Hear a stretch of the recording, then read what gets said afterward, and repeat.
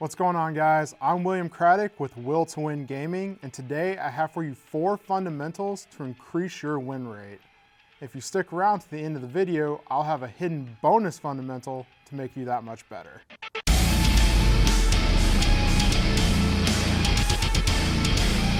Before we get started, I'd appreciate it if y'all like and subscribe so I can continue to make great content for you at home. Fundamental number 1, attacking. Let's start off with the different breakpoints, the most common being 5K. Every leader currently in One Piece has 5K attack, and therefore this will be the most common attack in the early and mid game. The 5K is what I like to refer to as the chump check, is when you use your leader to attack their leader without attaching any Dawn or using any additional buff effects. And the reason this is so effective is because you're getting the most information possible without committing any actual resources to your attack. Next attack we're going to talk about is the 6K attack. This is also common in the mid game to early game stages, but is the worst attack in my opinion. 6K generally just happens because you can't use all your Dawn efficiently, and the reason it's not as good as the 5K attack or the 7K attack, which we'll talk about in a minute, is simply because you are committing resources and your opponent can still stop it by just discarding one counter, which is a 2K counter, I'll give you that, but every deck runs 10 to 12, and therefore the 6K attack is the absolute least efficient attack in the game. The next attack we're going to talk about is the 7K attack. This is the best attack to use in the mid game to late game, simply because you're committing minimal resources to your leader or maybe one of your characters, and when you attack their leader, they're having to commit at least 2 cards to not take a point of damage. And you can use this fairly frequently just given how little Dawn you have to commit to actually make the 7K attack. Let's move on to some attack patterns. Now, everyone kind of does this unconsciously maybe, but I'm gonna explain one of the ones I like to use, and maybe you have some that you like to use in your games. So personally, I named my favorite the 2 to dead attack. And the way this works is I will create a game plan where I am killing my opponent's characters and intentionally not attacking their leader until they have 2 or less cards in hand, and then I'll attack them 1 time.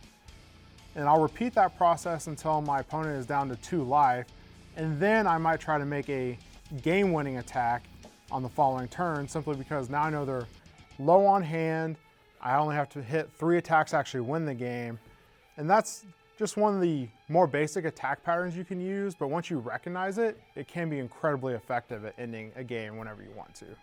Fundamental number 2, sequencing. I'm going to use an example that I had from my locals last week to explain why sequencing is important. I'm playing Kid, my opponent's playing Zoro. He decides to attack my leader on his turn 2 after playing a Nico Robin. So what happens is, his attack lands, I draw a Punk Gibson for my life and decide to trigger its effect to tap his Nico Robin. On my following turn, I attach 2 Dawn, I make an efficient attack on his Nico Robin. He would have to use 3 cards to save it. He declines, his Nico Robin is dead. All my opponent had to do was attack, the Punk Gibson got into my hand, then he could have followed up with Nico Robin. Now this is a basic example, however, as soon as you get to the mid and late game, you're deciding between rush characters, or should I attack my leader first, my characters first. Sequencing becomes very important, and you can kind of analyze what you should do first based on what would happen in the worst case scenario if my opponent had this in their life or in their hand. Fundamental number 3, fluidity. This is kind of my wheelhouse, and I've learned early on this is something I just naturally picked up from other card games, so it's not terribly difficult for me at this point, but I'll try to explain it in a way if you're having trouble with it, you might be able to learn it as well. And the fluidity of One Piece is mostly about imposing your will on your opponent. I'll give you some examples, like if I'm attacking my opponent and they are aggressively discarding cards to not take damage from the life area, you might consider switching to attacking their characters, controlling their board, and then you'll find out in 1 or 2 turns they're going to have very few cards in their hand, giving them limited options in the mid game and the late game. And the flip side of that is if you are attacking your opponent and they're aggressively taking life cards and putting them in their hand, now they're gonna be low on life, and they're gonna have a lot of cards in hand, so you might consider aggressively attacking their life total so they don't have enough turns to use all the options that they've drawn from not protecting their life. There's a lot of give and take to this. Sometimes your opponent will play differently than you expect. There's a lot of nuance to imposing your will and your pace on an opponent, but with enough practice, and if you just think about it, you will be able to control the game in ways you never thought possible. Fundamental number 4, situational awareness.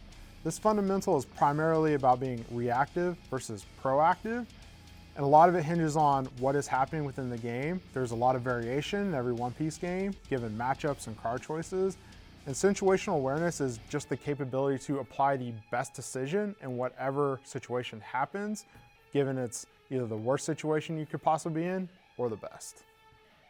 All right, now's my personal favorite. Thanks for sticking around. This is the bonus fundamental. And I do think this is important, even though you guys at home might think it's not. But determining whether you are a math player or an instinct player could possibly be the most important skill you pick up in One Piece. And the difference between them are a math player is that type of player who constructs a long, complicated game plan and gets to a point where they can never possibly lose that game. No matter what their opponent has in their hand or in play, they will never be able to lose.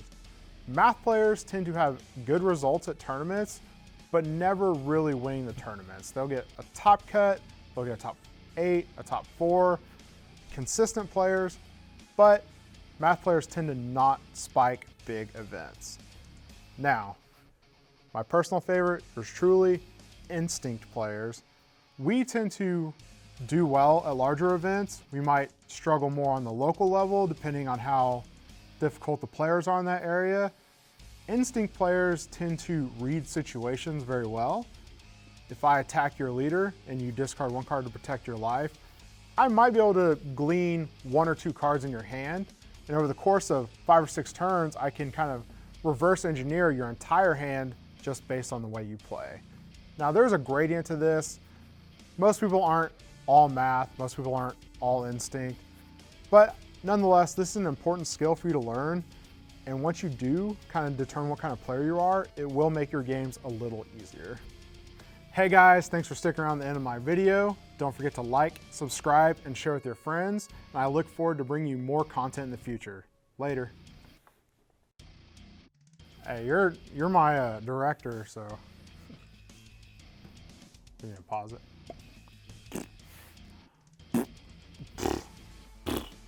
I'm gonna use a real world. A few slight I have a lisp all of a sudden.